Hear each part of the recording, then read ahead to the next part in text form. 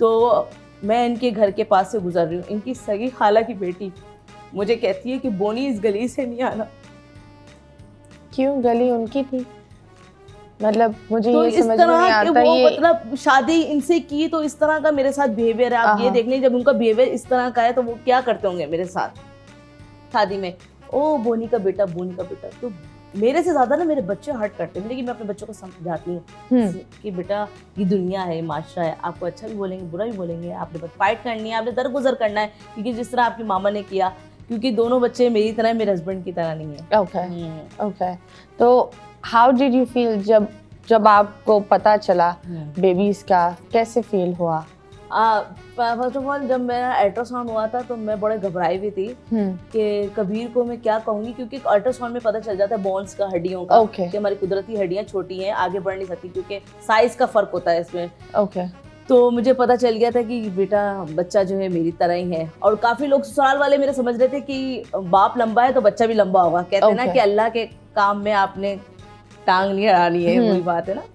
तो मैं कहती थी जो भी हो अल्लाह ताला साथ खैरियत से हो। तो मैं बाहर जब लेकर आई अपने जो अल्ट्रासाउंड की स्लिप, तो मैंने इनको दिखाया कि भाई वो बच्चा तो मेरी तरह है। तो कहते क्या हुआ? मैं तो खुश हूँ अल्हम्दुलिल्लाह। तो मैंने तुमसे शादी क्यों की?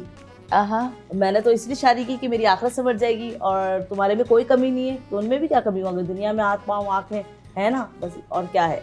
तो इन्होंने मुझे हिम्मत दी। फिर मैंने कहा अब कुछ भी नहीं है।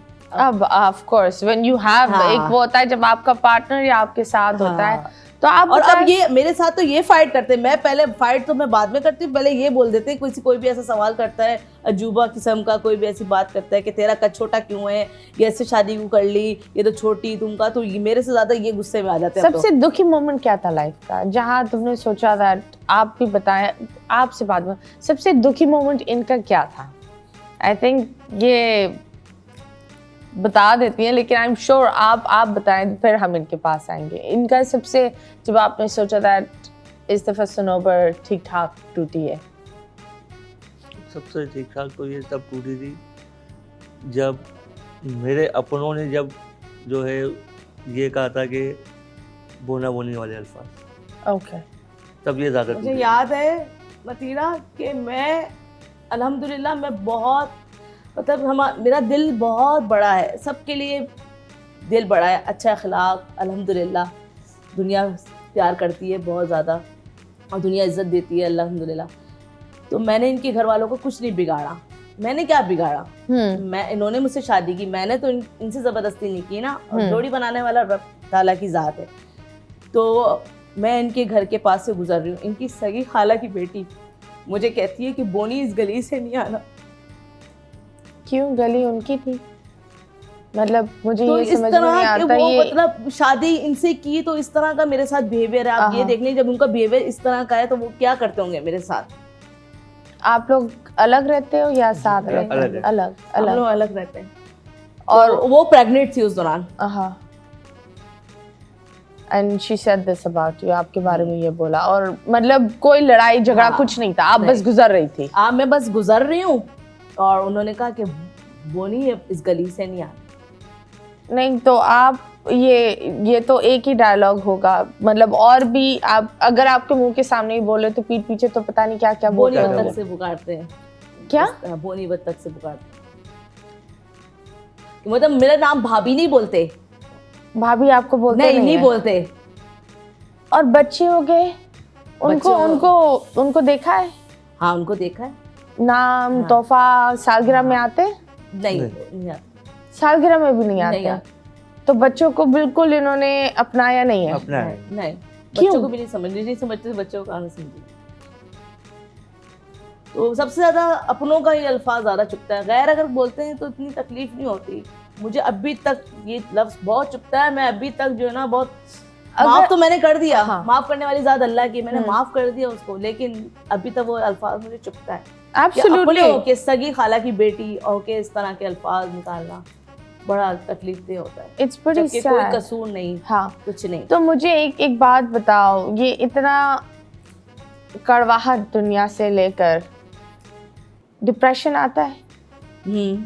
डिप्रेशन ऐसा आता है कि यार कहीं मुझसे अलग ना कर दें, कहीं कुछ बोल ना दें इनको, कभी ऐसा हुआ है कि कोई लड़ाई हो या कुछ और आपको लगा कि ये दूर हो रहे हो, या आप थोड़ा हाँ, बहुत कभी कभार कुछ ऐसा होता है, हर मियाँ बीवी में होता है, कभी कभार कुछ गुस्सा कर जाते हैं तो मैं हो जाती हूँ यार कुछ चेंज तो नहीं हो रहे, या कोई मुझसे दूर तो नहीं हो जाएंगे। अच्छा, मेरे अब्बू डरते थे जब मेरी इनसे शादी हो रही थी, मेरे अब्बू बहुत डर रहे थे कि ये दूसरी शादी ना कर ले।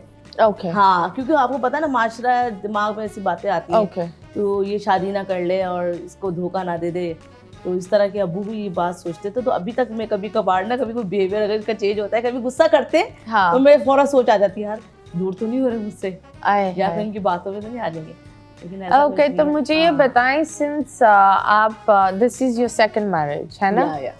तो फर्स्ट मैरिज मतलब I am so proud of you. मुझे ये लगता है कि ये बड़ी अच्छी सी चीज़ है दैट ये जो कद रंगत लोग की बॉडी शेमिंग इन चीज़ों में हम अभी भी अटके हुए, वो उस चीज़ से हमें निकलना चाहिए और इंसान की सीरत देखनी चाहिए।